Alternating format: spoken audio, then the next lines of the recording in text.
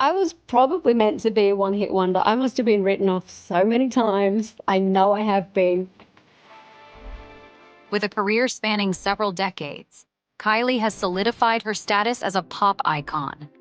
It can be very challenging, we all know that, and to have kind of been able to tread water. Sometimes take a great wave, sometimes get a barrel, surf beautifully, other times be floundering around, but to still be in the waters is amazing. Beyond her musical prowess, she has also made a mark in film and television, showcasing her versatility as an entertainer.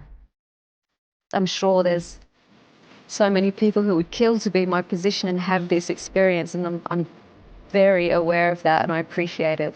Kylie Minogue's enduring career is a testament to her talent, resilience, and lasting influence on pop culture.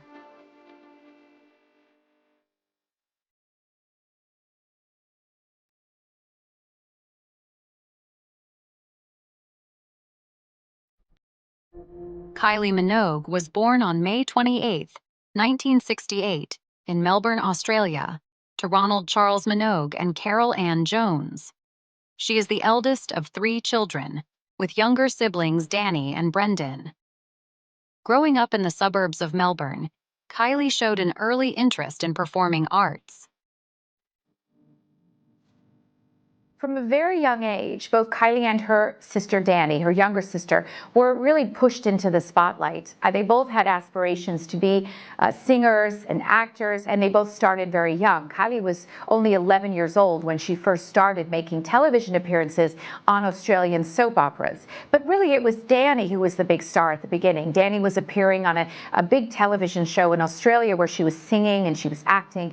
And Kylie, although she was eventually invited to perform on the show, was not invited to be a regular cast member. So for a long time while they were children, despite the fact that Kylie was the oldest of the 3 Minogue children, she was really in the shadow of her sister's career. However, her breakthrough role in the entertainment industry was as Charlene Mitchell, later Charlene Robinson, on the Australian soap opera Neighbours.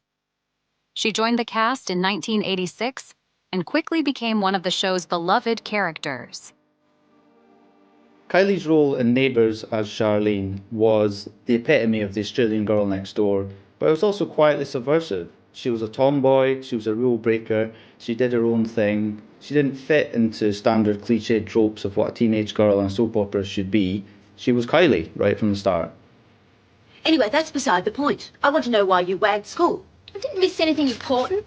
No, my wife's not going to hurt me. I'll be the judge of that. While I'm responsible for you, you will do as you're told, and that includes going to school when you're supposed to. Well, that's what I was doing today. Trying to fix things so you won't be responsible for me anymore. What on earth do you mean? I went for a job. I didn't get it, but I will get something. I've made up my mind. A job? What sort of job? Apprentice motor mechanic. Oh, Charlotte. One of the most significant aspects of Kylie's tenure on Neighbours was her on-screen romance with co-star Jason Donovan, who played Scott Robinson. The real-life chemistry between Kylie and Jason translated into a captivating on-screen relationship. Kylie's romance with Jason Donovan, which occurred both on and off screen, really launched her into the stratosphere. There was such an incredible interest in her as an individual, but also in her relationship with Jason, and their friendship, their love affair, all of that became very, very much tabloid fodder at the time. Neighbours became extremely popular in the United Kingdom, particularly in the late 1980s and 1990s. The show gained a dedicated fan base, and its engaging storylines, relatable characters, and relatable suburban setting fueled its popularity. Like a lot of singers, Kylie's beginning kind of happened in a way that was completely unexpected. Kylie got a record deal really by chance. She was at a charity benefit and she was performing with the rest of the Neighbours cast just for fun, and as an encore, kind of almost an afterthought, got up and sang Locomotion. Well, there was such a reaction from the crowd, which absolutely loved it, that she signed a record deal the next day and actually went on to record that song, Locomotion, which became a wow, I'm a pop star. This is it. I do. The first time I heard my single Locomotion on the radio was probably the oh my god moment, because it was a show called Top 8 at 8. So listeners called in and voted for their favourite song. And I was at home with my family, and the countdown started, so number 8, 7, 6, 5, 4, 3. I'm getting more and more dejected, like, oh no. So I haven't made it in. And then it was number 1, and I couldn't believe it. This unexpected success prompted the decision to explore Kylie's music career further. In 1988, she released her debut album, Kylie, featuring a mix of pop and dance tracks. Kylie's 1988 debut album is an example of just pure ambition. She was someone who was changing lanes. She was moving from being an actress into being a pop star, and she grabbed her opportunity with both hands. It's just an example of someone taking their gifts and really going for it. Kylie produced a series of successful singles, including I Should Be So Lucky and Got to Be Certain. Around this time, Minogue and Donovan broke up. However, the two have remained close and have spoken positively about each other in subsequent interviews, emphasizing their enduring friendship and mutual respect. Her second studio album, Enjoy Yourself, was released in 1989. It featured a mix of pop and dance tracks and included hits such as Hand on Your Heart and Tears on My Pillow. The well-received album further solidified Kylie's status as a pop sensation. She continued success with her albums Rhythm of Love in 1990 and Let's Get to It in 1991. Great. Okay then, Kylie, your new album, Let's Get to It. You seem to be very, very pleased with it, that it's your best so far. Why is that? I'm more personally attached to this album, which is what I keep saying, because there's more of me in it. Are you writing more now as well? Yeah, I've co-written half of the album, so therefore I'm very excited about it, but I'm quite nervous as well, because it is putting yourself on the line more. I would say a couple of years ago is the time when I decided that either things have to change or I cannot work in this way any longer. You seem quite aware that some people think, oh, Kylie Minogue, you know, and that perhaps that you haven't had the credibility that you might have wanted. That's coming now, though, isn't it, with your change of image? It's coming. I don't know if I can blame people for what they would have said 3 or 4 years ago. In the past couple of years, I think basically they're running out of things to criticize, because I seem to be proving myself each step of the way. You seem to have broken more into the dance market. Are you pleased about that? I'm very pleased, because it's been a conscious move of mine, conscious decision to make some change. And it is sticking my neck out, because it might not have worked. It has worked, luckily, but it could have been disastrous. And at the time I had all the kind of suits were like, what are you doing, you know, you should just stay the same old happy Kylie that we've always known. And I guess I still am, but I can't pretend to be just the girl next door anymore.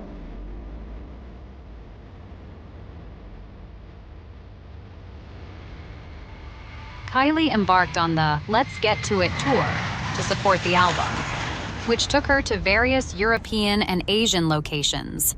The tour was notable for featuring more intimate venues compared to her previous tours. So what can people expect when they come to see you?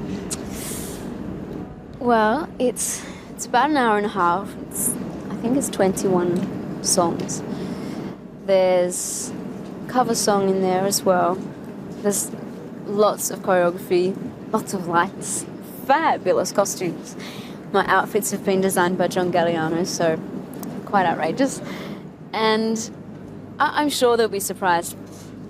I'm not saying shocked, because I don't want people to know what to expect. Actually, I want them to come with an open mind. I know a lot of people came to my last tour just, all right, let's see what she can do, you know. And I think by the end of the show, they probably, much to their horror, found themselves tapping their foot or moving around or, God forbid, singing some of the words. Throughout her career, Kylie Minogue has drawn inspiration from and has often been compared to the American artist Madonna. However, some negative feedback arose during her Rhythm of Love tour in 1991, with critics contending that its visual elements bore too much resemblance to Madonna's Blonde Ambition World Tour, leading to accusations of her being a Madonna imitator. A lot of people compare Kylie Minogue to Madonna, but there's a fantastic quote about the differences between them by the very, very famous singer-songwriter Rufus Wainwright, who says, "Madonna subverts everything for her own gain. I went to see her London show, and it was also dour and humorless. She surpasses even Joan Crawford in terms of megalomania, which in itself makes her a kind of dark gay icon. But I love Kylie. She's the anti-Madonna. Self-knowledge is truly a beautiful thing, and Kylie knows herself inside out. She is what she is, and there is no attempt to make quasi-intellectual statements about it. She is the gay shorthand for joy." I think when critics referred to Kylie as a Madonna imitator, they weren't perhaps looking at the purity and originality of her own vision. It speaks more broadly to the way that society likes to place women in competition with one another instead of accepting them as the individuals that they are. In the early 1990s, Kylie was in a high-profile relationship with INXS frontman Michael Hutchence. The two began dating in 1989 and were a prominent couple in the public eye. Dating Michael Hutchence was also seen as a departure from her earlier persona. I mean, people who thought of Kylie as someone who would be well matched with Jason Donovan might have been slightly surprised to see that the next big name she was attached to is someone who's completely different in terms of public image. Michael Hutchence at that time was like sex on a stick. So to be associated with him really changed the public perception of Kylie as well. However, their relationship faced challenges and eventually broke up in 1991. During this period, Kylie continued to pursue acting. She appeared in various film and television projects, including the Australian film The Delinquents in 1989 and the 1994 Street Fighter film adaptation, where she played Cammy. The single Confide in Me was released in 1994 as part of the album Kylie Minogue. The song departed from her previous pop sound, incorporating elements of alternative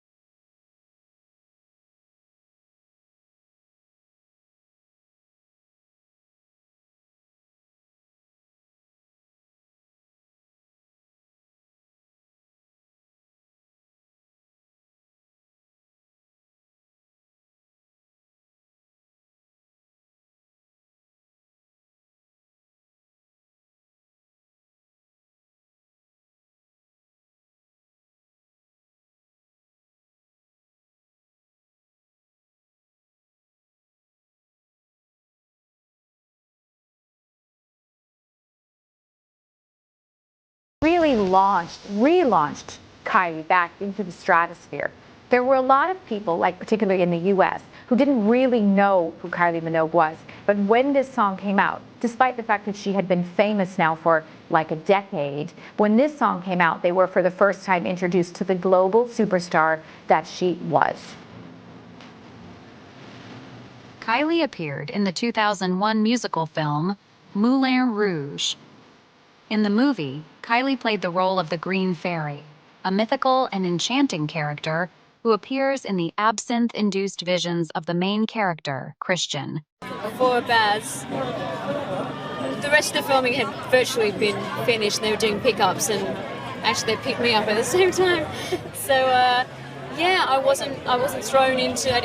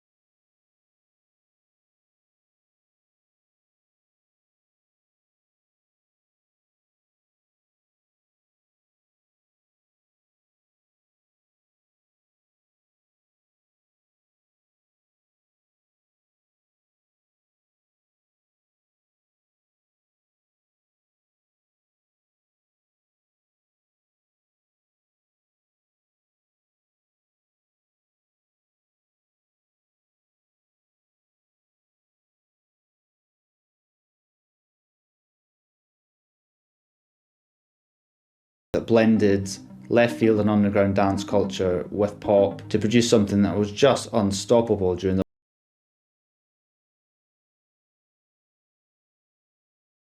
Kylie experienced a significant comeback in the US. The single became a massive international hit, reaching the top 10 on the Billboard Hot 100 and contributing to her resurgence in the American music scene. Before pitching the song to Kylie Minogue, Davis and Dennis unsuccessfully offered it to S Club 7 and Sophie Ellis-Bextor. Davis then met with Minogue's A&R executive Jamie Nelson, who was impressed by the song's upbeat production and thought it would appeal to club-goers. Minogue wanted to record the song after hearing 20 seconds of the demo. Nelson instantly booked the song for Minogue to record.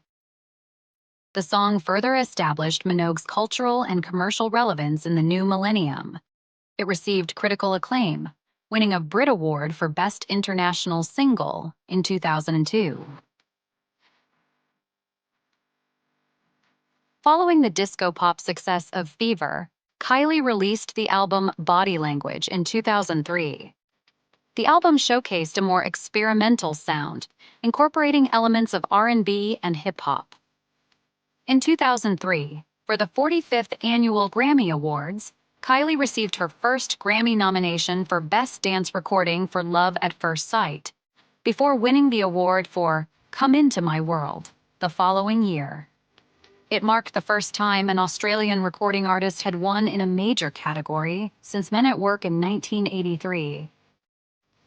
Kylie Minogue had a high-profile relationship with French actor Olivier Martinez.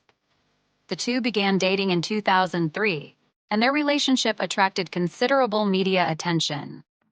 Despite the public image of happiness, the couple faced challenges, including the pressures of a relationship in the public eye.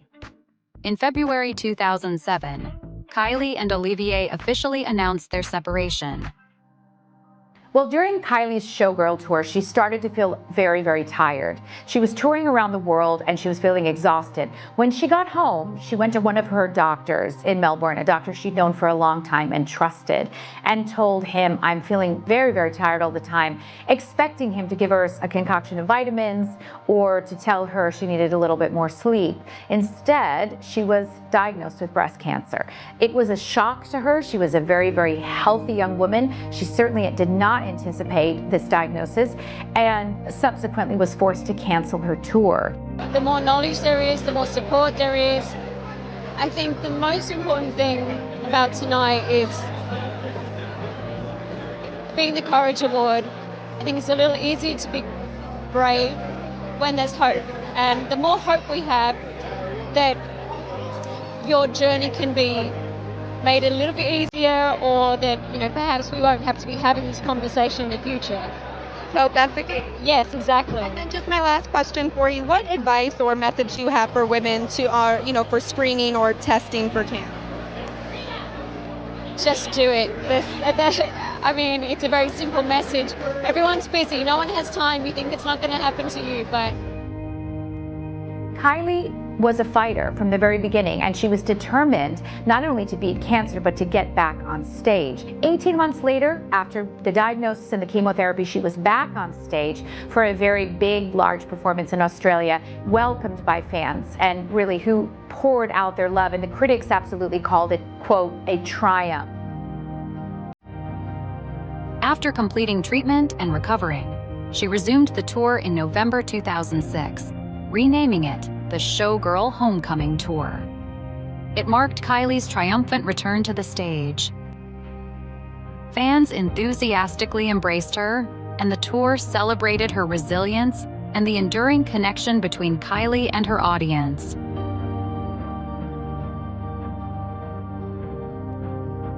In 2007, the V&A Museum in London featured a Kylie Minogue exhibition featuring over 600 items from her tours and music videos.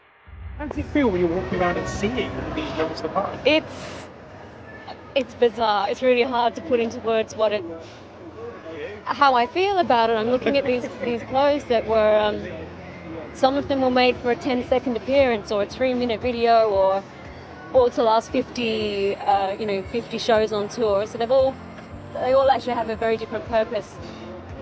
And I never dreamt that they would end up here, so I feel totally honoured, and Do you feel particularly attached? it's bizarre.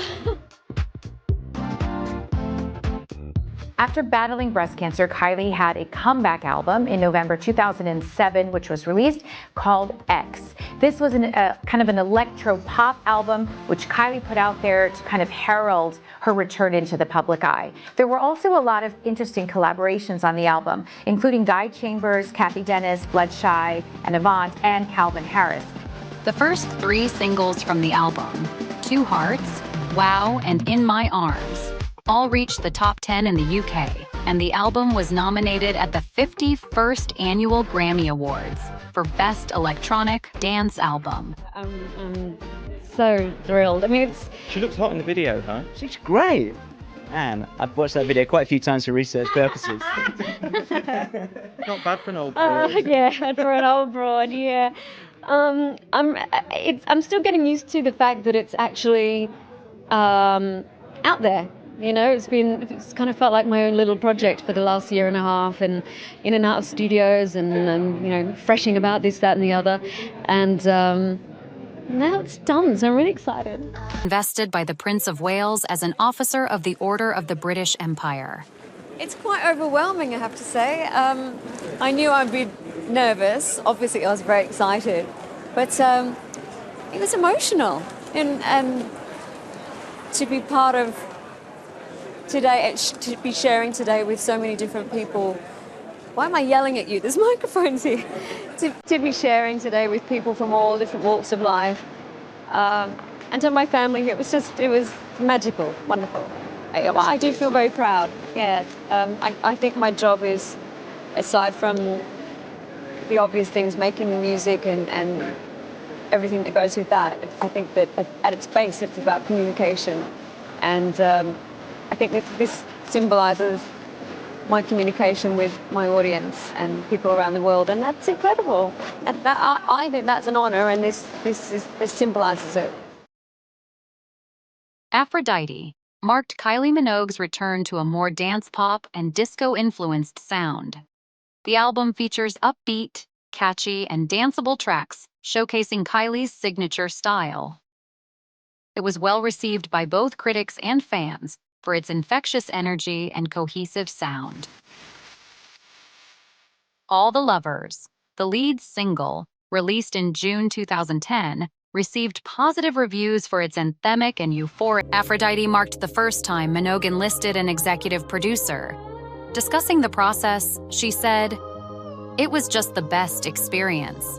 And funnily enough, I think it's the most cohesive album I've had since the beginning of my career." Aphrodite is often remembered as a thriving and vibrant chapter. It showcases her ability to evolve and adapt to current music trends, while maintaining her status as a pop icon.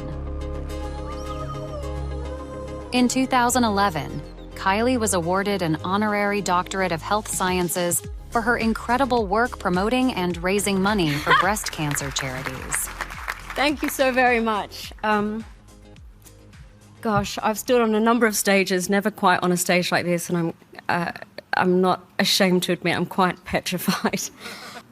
I am here partly for the work that I do to bring more awareness to breast cancer.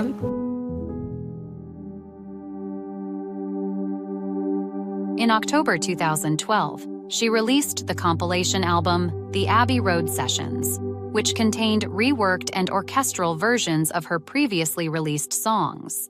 And I'm so proud of it. There's really interesting versions of all sorts of songs, from Can't Get You Out of My Head to Lucky, Locomotion, stacks of them. It was brilliant fun recording at Abbey Road. I can't wait to hear some of the older stuff done like that. Yeah, it's interesting. Like Lucky is the Torch song, Never Too Late is performed just with piano, and it's just achingly beautiful, which you wouldn't expect from the 80s version of that song. Locomotion, we've pretty much taken back full circle, and it sounds more like a 60s song, so it's very interesting.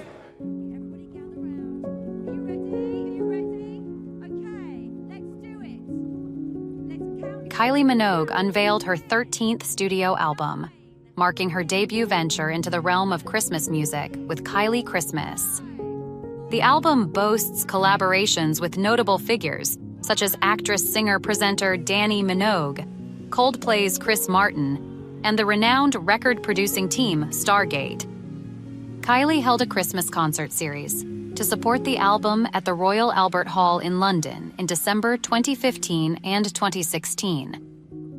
I love Christmas, and I'm going to say something completely unoriginal here, is that it really is about being with people you love, and it's really fun to race around and get the tree organised and try and find the perfect present for someone, and just do the things that make us happy.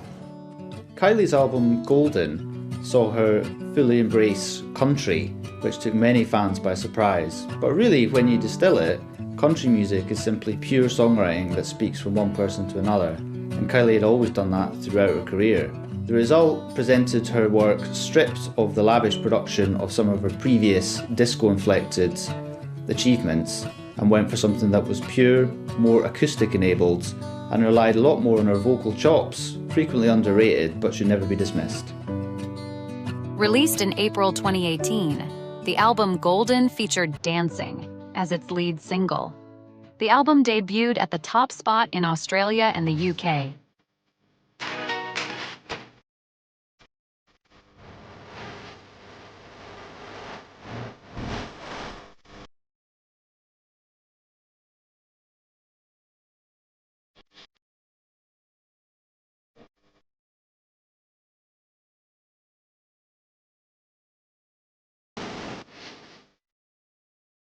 The album deals with mature themes and ageism in the music industry. Diversity and inclusion and less judgment. And I've definitely been on the receiving end of that, and that's no fun, having to justify who you are and why you should be there.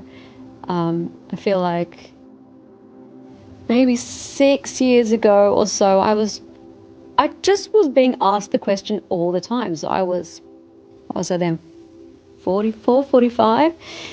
How do you feel being a woman? When should you stop being sexy? When should you not wear this? I just was like, I don't know. I just stop asking me the question. And then I guess I addressed that on Golden and in the song Golden. We We can't make ourselves older and we can't make ourselves younger. We are who we are at any given point in time. And it's great not to have to explain the bleeding obvious anymore. So yeah, it's refreshing. Kylie was originally scheduled to headline the Glastonbury Pyramid stage in 2005, but had to cancel due to her breast cancer diagnosis.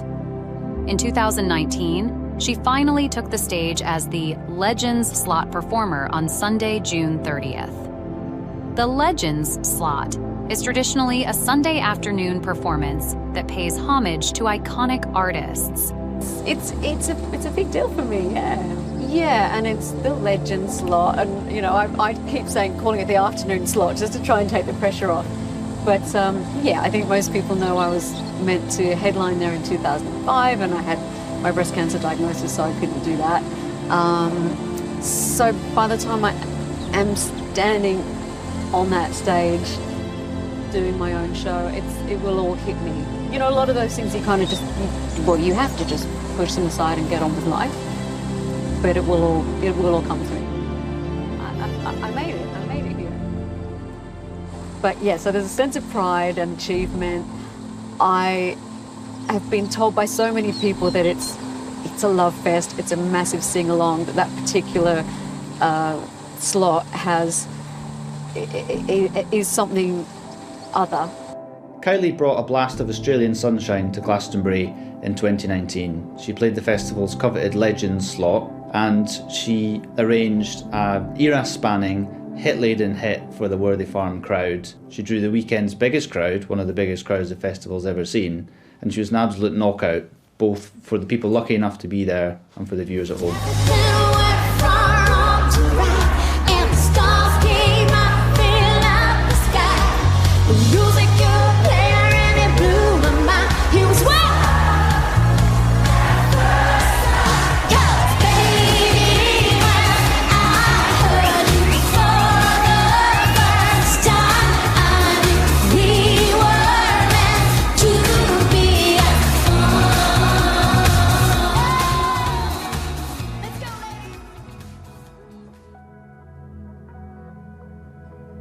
Following her Glastonbury performance, Minogue stated she would like to create a pop disco album and return to recording new material after the performance.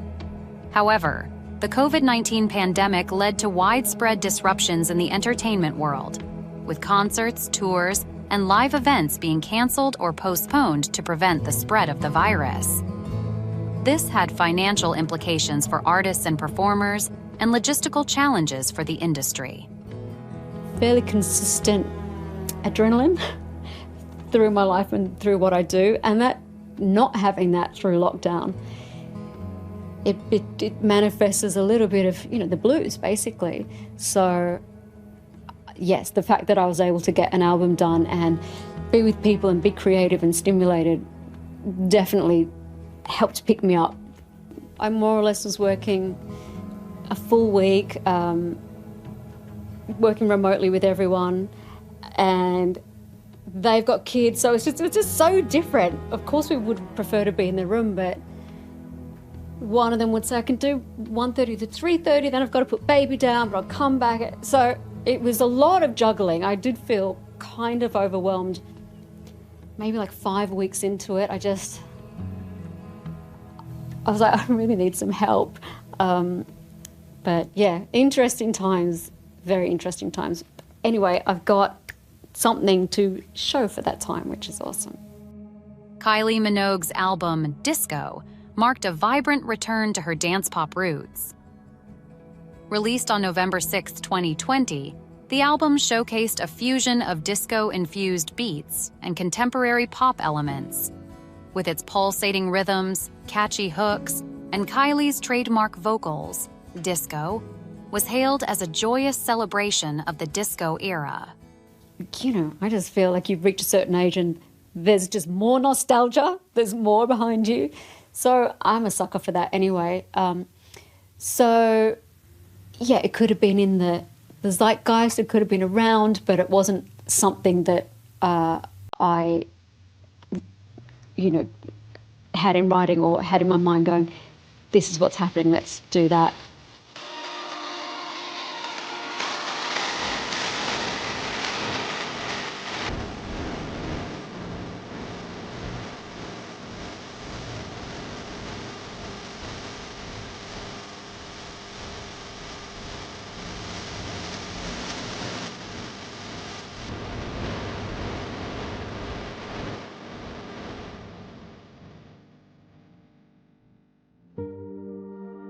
Kylie Minogue's Disco served as a testament to her enduring musical legacy and as a shimmering tribute to the timeless allure of disco music. Indeed, breaking the record of achieving a #1 album in 5 consecutive decades. Kylie is a true gay icon. She almost had no decision in the process. Her audience, the LGBTQI+ community, embraced her right from the start. Even with those supposedly throwaway singles, they fully took her into their arms and they've been with her every step of the way. She adores that. The reciprocal relationship that's there has helped fuel some of her biggest hits. There's always been a heavy element of camp in her sound. I think she always shouts them out when she's on stage as well. I think it's a very much a mutual, loving relationship.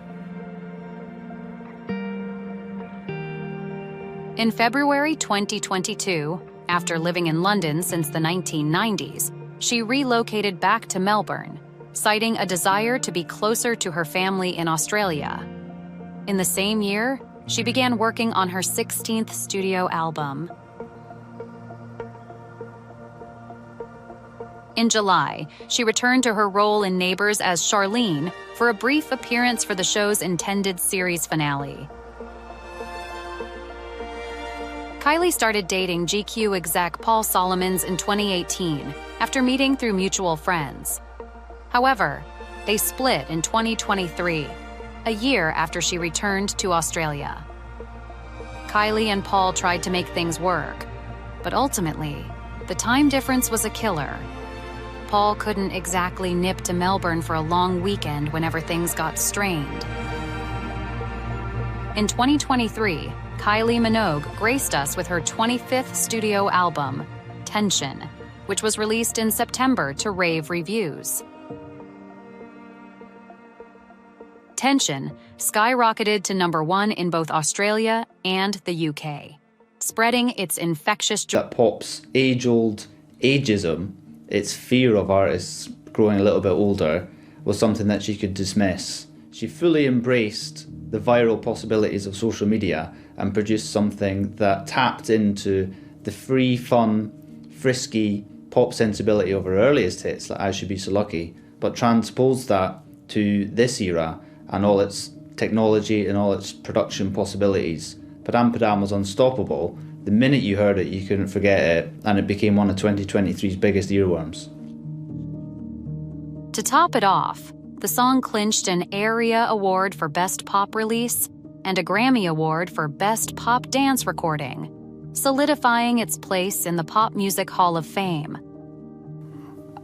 I was completely blown away by the success of Padam Padam, the reaction, the way so many people were taking ownership of the song and making it part of their life or part of their experience. I mean, every song release, I have nerves and excitement, but I can honestly say I did not see that coming, so it was a total thrill. Oh, and it's funny because I see people that have just discovered me through Padam, and they go, wow, she did this and she did that. They've never heard of Locomotion or Can't Get You Out of My Head, which is at once a little bit alarming, but also just amazing.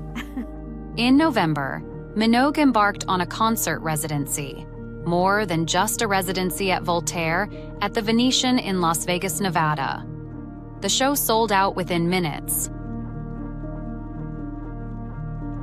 In 2024, Kylie won her second Grammy Award for Padam Padam, proving she is still one of the best in the game. At the Brit Awards in 2024, Kylie Minogue was honored with the prestigious Global Icon Award. This accolade recognizes her significant impact on music and her lasting legacy in the industry. Kylie celebrated her achievement with a performance, marking her first appearance on the Brit stage. So many things feel surreal to me right now. It might not even really sink in till later, when I fall to pieces crying and wake up tomorrow going, oh my God, that happened. Here I am with this, and anything's possible. So thank you to each and every person who's been a part of my journey. I love you. I will always love you. And you have my heart forever and always. Thank you so much. Well, yeah, I mean, the looks might be one thing. I am 52. Things do get more difficult. It's like I finished shooting the video or a photo shoot, and I'm like, I got through the day okay. The next day, no. I kind of like going one step at a time up the stairs at home. I was like, is that my age, or is that just because it's been locked down and I haven't actually done anything? And suddenly it's like 0 to hero. So yeah, things change, but you have to accept that and just adapt, accept and adapt. It catches up with us all, even when you have to do your roots at home on your own. Yeah, that's a good life skill to have. Brilliant. Thank you so much, Kylie. Thank you. Thank you. I think Kylie's legacy is that you can be famous, you can be successful, and you can still have a good time. Kylie's legacy is broadening the lexicon of pop to include styles that you never would have thought would have reached the upper echelons of the charts, whether that's working with James Dean Bradfield from Manic Street Preachers, whether that's embracing disco, house music, making a country record and absolutely smashing it. Her legacy is that she's been able to do exactly what she wants, when she wants. And previously, female performers were put into very rigidly defined boxes. She's part of a generation who have really blown that apart. And I think a lot of younger artists really look up to her as a result.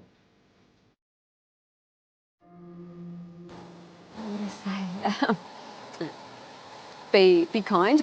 Being kind doesn't mean not being strong or opinionated. It doesn't come without work. Fact. I would say when things don't go according to plan, when you have failures, you have knockbacks, I can't say they don't hurt. They definitely do.